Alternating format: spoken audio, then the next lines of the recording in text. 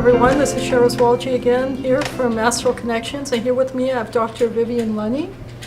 Dr. Vivian has taught many workshops at Astral Connections already on aromatherapy, on crystals, and we've been trying to get her out for an interview for a while, and we finally have her.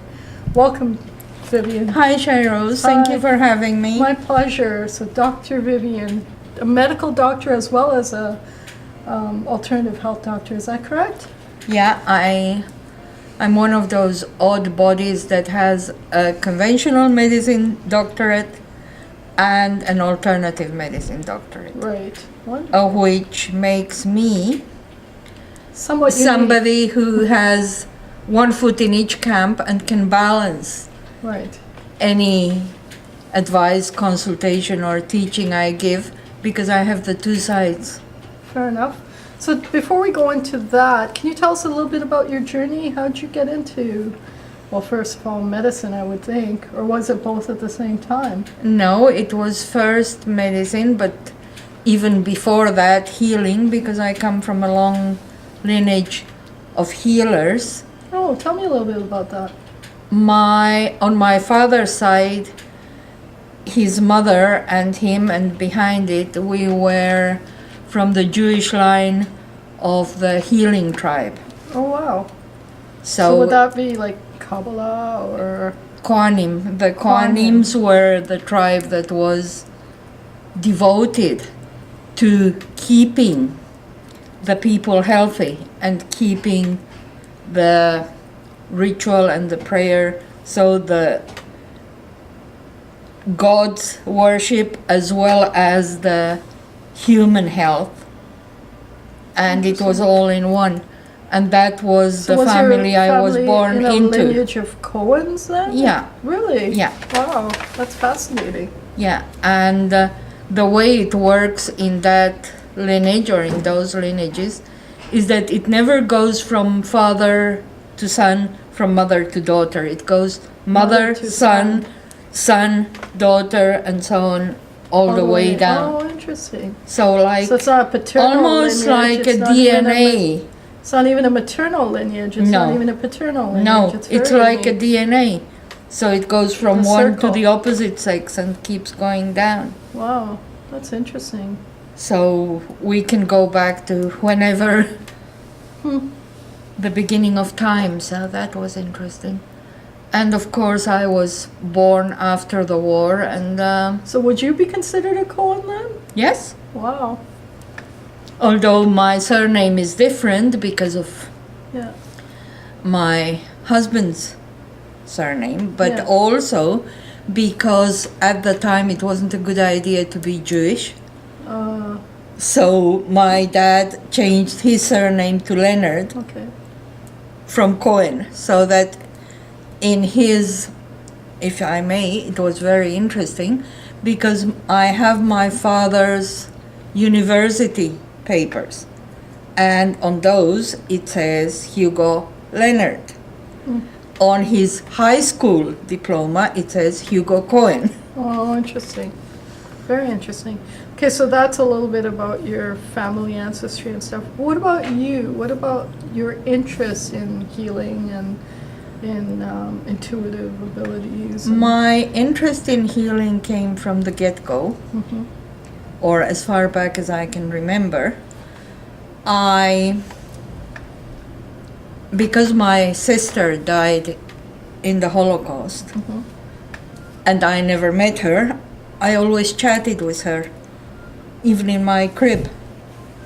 Oh, wow. So it kept going from then, but I had conversations, in particular conversations of why did you have to go so that mom would be so lonely, hard on me. Oh, I see. Well, somebody had to take the heat. Yeah. So from that side it went. And also I grew up in... You said in the crib, so how old were you then? As far as I can remember. 2, 3 years 2 old. or 3, yeah. Wow. And I grew up in Bolivia. And in Bolivia, herbal medicine and natural healing was just intermingled with life. Right. So if you had a cold, you had eucalyptus leaves in a burner Right.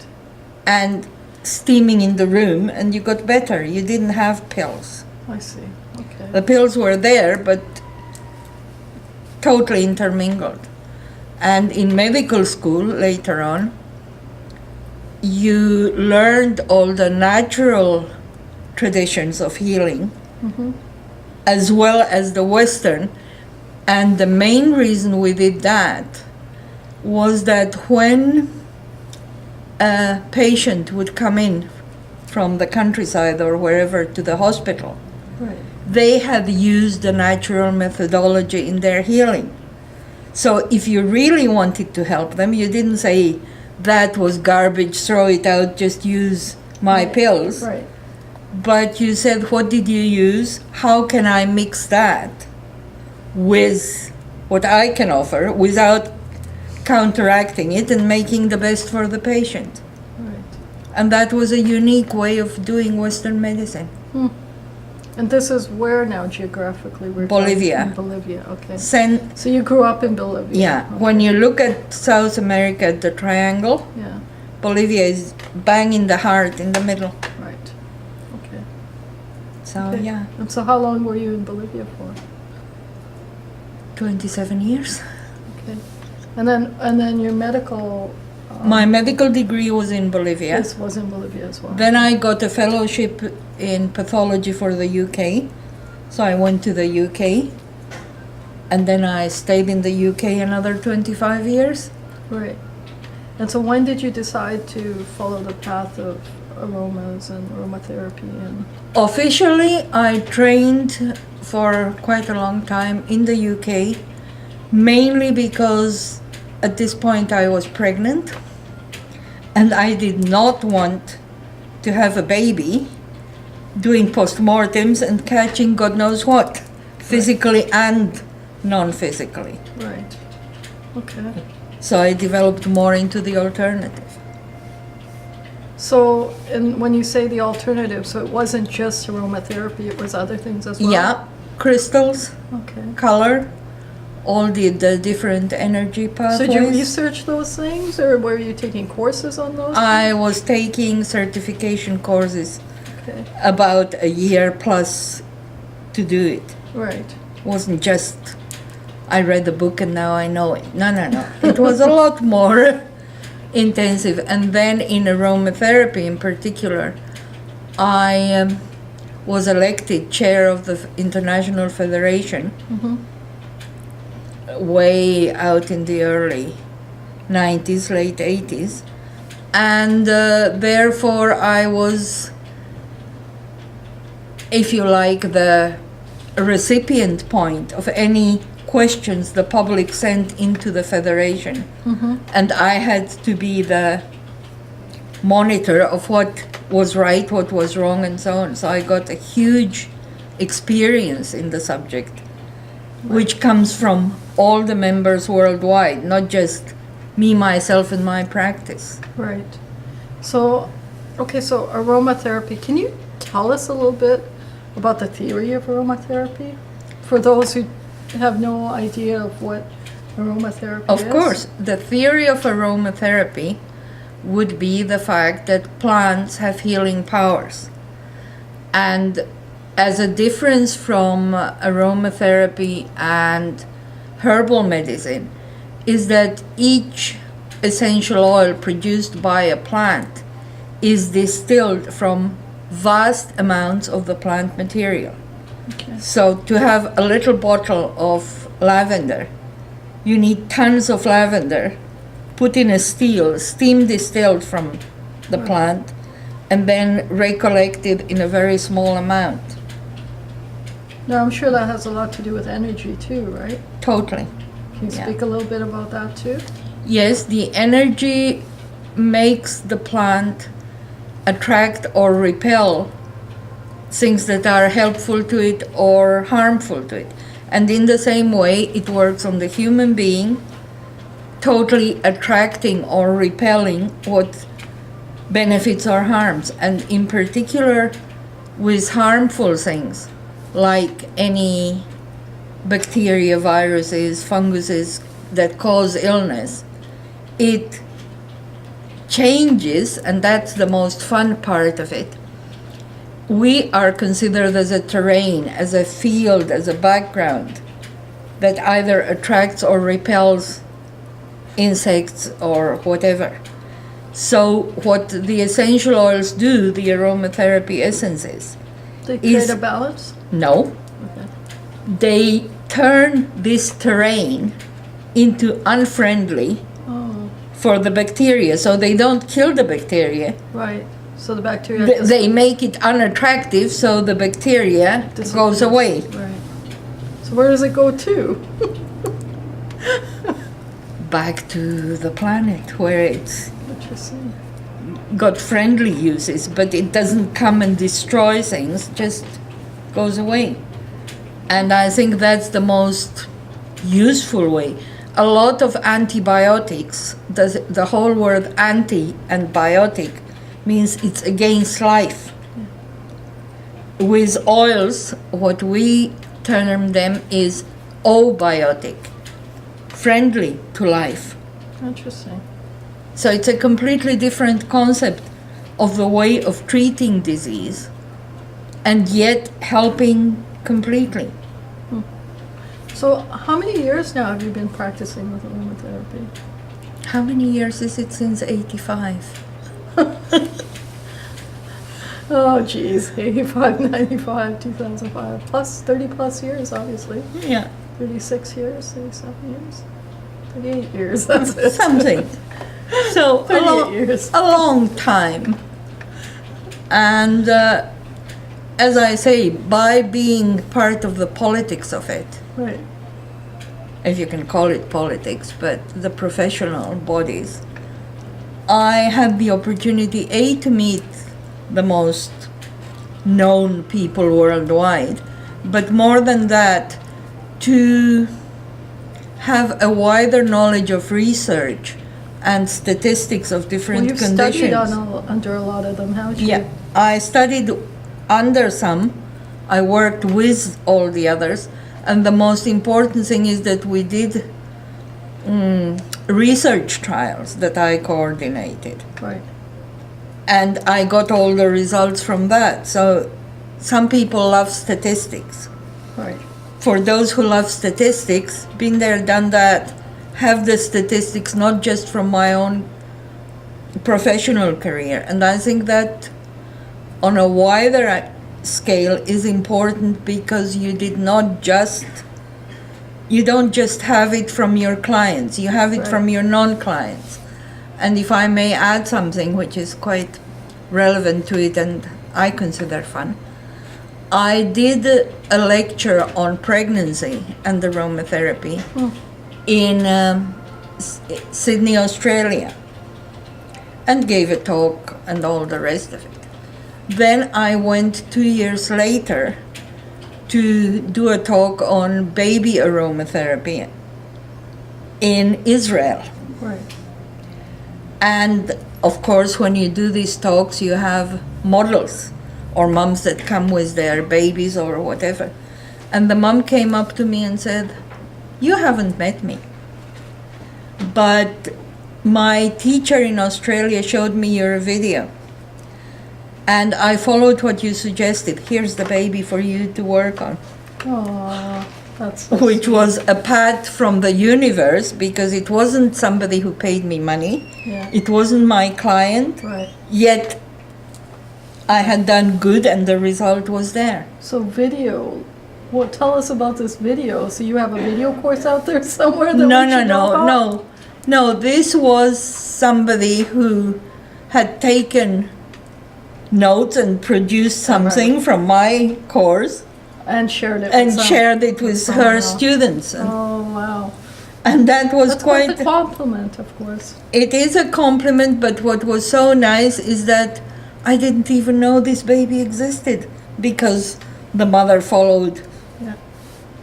Wow. So that was the universe, not me. So now, okay, I've known you a little over a year now, I would say, right?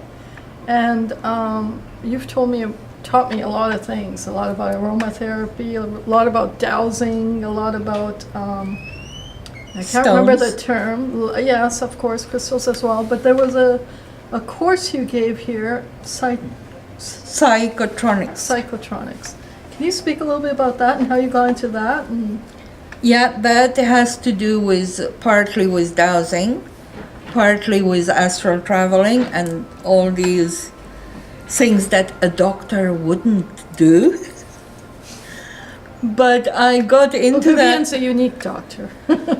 I got into that because when I lived in London, England, my teacher came and gave a talk on psychotronics, and he is Hungarian, and I speak Hungarian.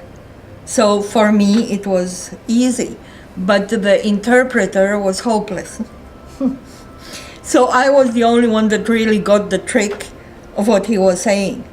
Right. So then I went to Hungary and did a course in his house Intensive of with some his kind. clients, and his clients were coming. We were sitting on his deck and doing the work. So totally unusual, because he went into past lives, but to the point of somebody came in with a backache, and they said, okay, this backache is because an arrow was shot in his back in a past life.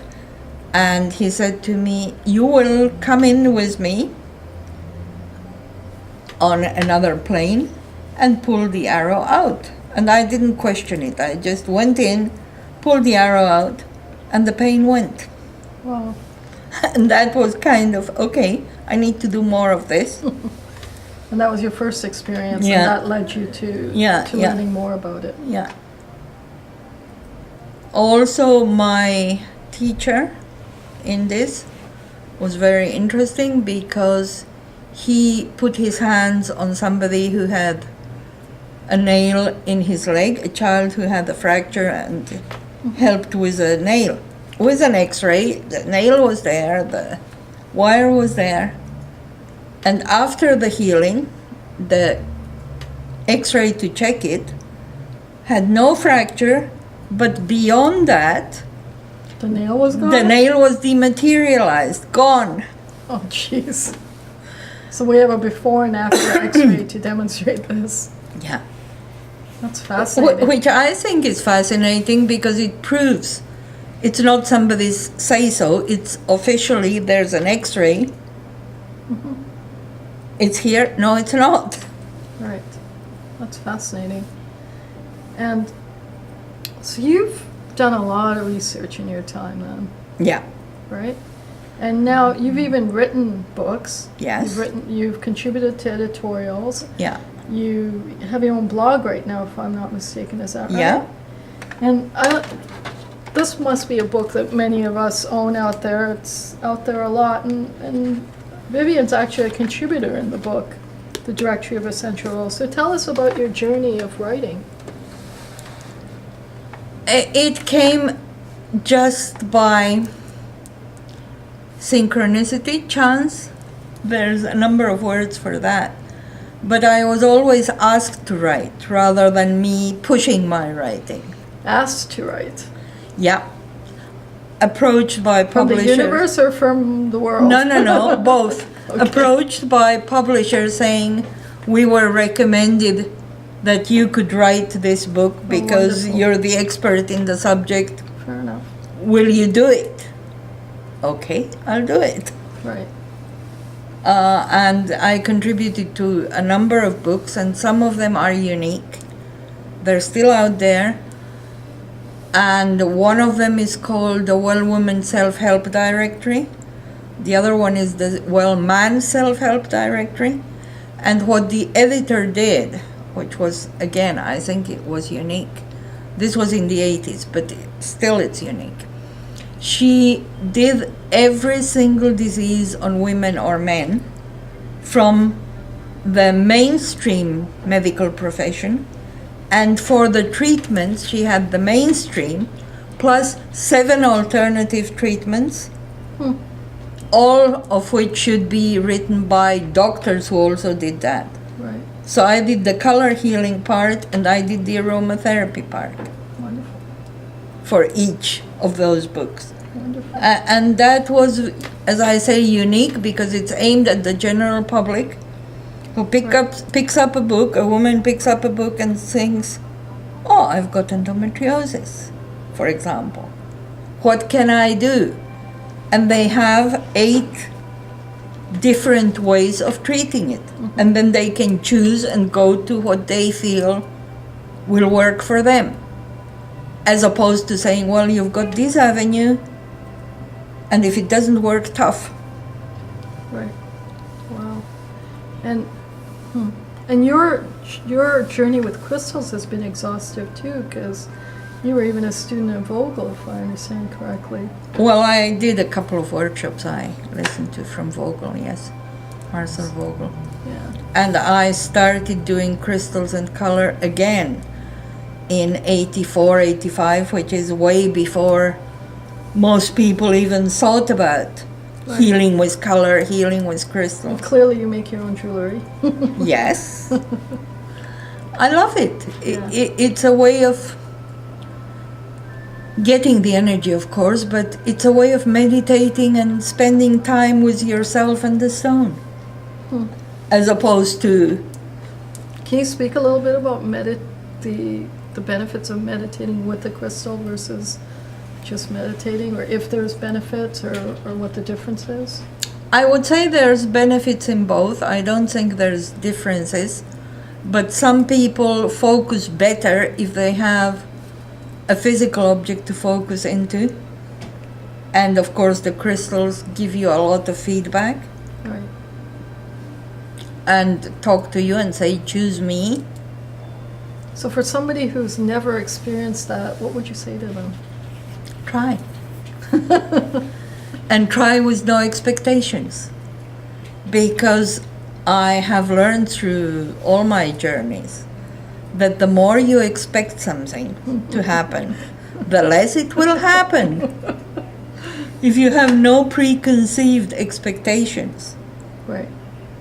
then things will just come and you'll be grateful for what comes. If you start having expectations, you won't. And going a step further, for example, with meditation, one of the things one of my teachers used to say many, many years ago, she was called Vicky Wall and she created Orasoma, is go hug a tree. Mm-hmm. To meditate, simple go thing. hug a tree. Right. Never mind one thing or the other, just do it. Right. Wow. So simple, right? And yet so profound. And people don't want to do it, don't think about it. I don't know. So what's your view on things like The Secret and the Law of Attraction? I think it all works, but I think a lot of how people approach things is way too rigid and way too left-brained rather than just let it happen. Right. And I think you need to let it happen. And we all know that, yet we want to explain it. And the minute you try to explain it, it won't happen. Right. And now, auras. Can we talk a little bit about auras? Sure. Because this is coming, and the reason I want to bring up auras is because you have a little bit of difficulty with sight, right? Yep. But you can still sense auras. I can feel, yes. So you don't necessarily need your physical eyes for auras. No, I don't. Yeah. And I don't need my physical eyes for a lot of things because I lost my physical eyesight a long time ago when I was 40 through working with formaldehyde. I hope it's okay I brought that up. No. I worked with formaldehyde, and because we didn't have eye protection, we had hand protection. So your gloves were covered in the stuff and you wiped your eyes several times a day. Oh, jeez. And nobody knew it was going to damage your eyes until the damage was there. But because of that, on another way, the universe opened all my other senses. So I can hear a lot more than other people can. Right. I can smell a lot more. I can feel a lot more. Wow. And it's funny because with the hearing, when my son was 5, he's now 31, we went to one of his friend's house. And the kids were in the other room, and I was in this room with the mom. And they said something. Right. And I gave them the answer, and they didn't even know I could hear it. So the little boy was saying, Hugo's mom has a supersonic ear, Mom. Oh, jeez. It's happened to me on occasions when I'm even outside the car and people are like inside a building and I've heard what they're saying. It's only on occasion. Yeah. So it's possible. It's totally possible, but it's just when you rely completely, almost 100% on your sight, you forget there's all these other things that are very helpful and you can use and are there. So can you talk a little bit more about the inner senses, or how to become aware of them for the audience's sake, as to what there's no someone way can of do? how to become aware of them, but it's just being open. And if you're open and you believe there's more than the physical, then it right away starts to... then it starts happening. Because when you're too keen on it opening and becoming to happen, you're closing the door. Right. Implying that it's not there already. I see. So yeah. And I don't know, it's something I like. And with stones, I've been born with loving stones. Yeah. Again, my parents loved stones. My dad had cufflinks and things, and I still have them. So, did you travel to get your stones? Some of them? Something tells me that I should ask you about your travels. Well, I haven't traveled to get my stones, but whenever I traveled, which was most of the world, I always come back with stones. A, because I love it, and B, because they're easy to carry back. That's right. The other question I wanted to ask you was about your workshops. You've given many workshops here, and you're going to give more workshops here. Could you tell the audience a little bit about the types of workshops? Now, we've talked about a dowsing workshop. Actually, before we go into that, what's your background on dowsing? I did a lot of dowsing since the 80s and beyond. So I've always worked with different pendulums, and the sensible, which is another dowsing tool, and then of course the rods. Yeah. And the simplest way of dowsing, which some people have used in Canada and most people don't even know about it, is called the Vivaxis, which is just tuning in and body dowsing. Yeah. And your body just having a shiver or a move and suddenly my body does that. telling you it's happening. Yeah, my body and does gives that. you a yes or a no. Yeah. And as far as dowsing goes, anyone can dowse if they have an open mind, including children. They're probably better at it than we are. Well, what's funny with children is to teach a child to hold a pendulum and dowse. They're amazed that they can do it, and they can. And the other one, I did a short workshop years ago with people who were total skeptics. Oh, yeah. To show them how to dowse. And of course, scientists, skeptics, it won't happen. Suddenly the pendulum started gyrating and they were totally astonished that it was working. Mm-hmm. It's going, I'm not moving it. No. But it's moving. Yes. Fascinating. And the one thing, if I may just be funny or what amuses me is when people are skeptic and refuse something is going to happen, and they're completely turned around when it does happen. Right. You know, when people say, oh no, she's just talking, it won't happen. Right. Oh, it did. Yeah. So I think that's fun. And also when I'm teaching, one of the things I have, and when I do workshops, I have this knack or ability of twisting things upside down, inside out, till people get it. Because a lot of the time you say something and people don't get it. Yeah. And they say, can you explain it again? And most of the time the teacher explains it exactly in the same words they did before. Right. And of course they won't get it again. But if you turn it and tweak it a bit so that they do understand it, they get it. Then that's a good point. Until they get the aha, it works. Fascinating. So I seem to have, I think, exhausted my questions for you. Okay, good. I actually, there is one other question. I wanted to ask you about your experiences, your esoteric or ascetic or spiritual experiences. Could you share some with us? Yeah. One of the things that's interesting, I seem to have had the knack forever of knowing what's going on for people. For example, in one opportunity, a woman came in with major hemorrhage with the label, diagnosis, of nosebleed. Okay. And I took one look at her and said, when did you have your abortion? Oh, In a country where at the time abortion was illegal. right. And she said that 3 days ago, but it didn't bleed. Bang. Right. She had inner bleeding and just And the about nose, died. Right. The nose was not there, it was just...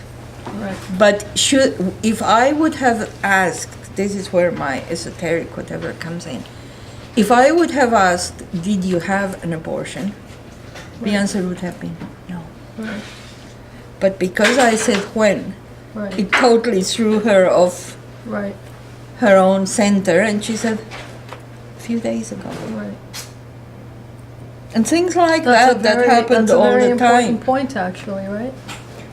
Yes, because if you To ask, ask open-ended questions. if you ask an open-ended question and ask the question which will give you the answer you think is going to come, rather than the one that may be Yeah. gone sideways, Right. you can do a lot more to help somebody Right. or save their life. Is there anything you want to share with the audience that, we may not have discussed? It's very difficult in a short time, so... No, it doesn't matter. You can take a few minutes if you have to. Is there anything you want to share with the audience? I may have not asked you yet. Well, I've traveled worldwide. I've done homeopathy. I've done Bach flowers and other things. And what was interesting initially was homeopathy Right. and the Bach flowers. We helped to save some people's lives. This was in England, Okay. who had strokes Wow. after having a baby because they had been on the pill. Mm. But because we used all these other things in addition to what the mainstream nervous diseases hospital was doing, Right. they actually recovered very quickly and went. Whereas the rest of the people on the same ward stayed a lot longer, and Wow. some of them didn't make it. Wow. So again, it's this combination, thanks for asking me to share it, the combination of the mainstream and traditional or non-mainstream, Yes.